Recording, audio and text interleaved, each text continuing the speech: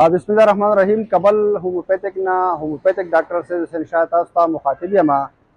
نننۍ ویډیو تاسو سره شیر کول غواړم.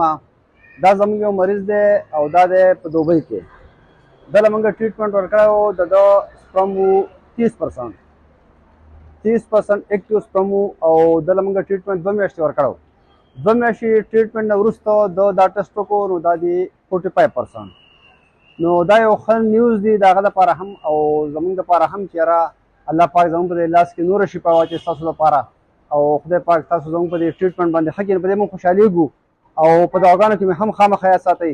څومره زموږ کوشش وي څومره زموږ نه کېږي نو موږ ستاسو دپاره د ښه نه ښه میډیسن جوړولو کوشش کوو او ستاسو مسله ښه په تفصیل سره او هغې له ښه میډیسن تاسو له درکوو. شفا خو الله ورکوي خو موږ خپل کوشش ډېر زیات کوو.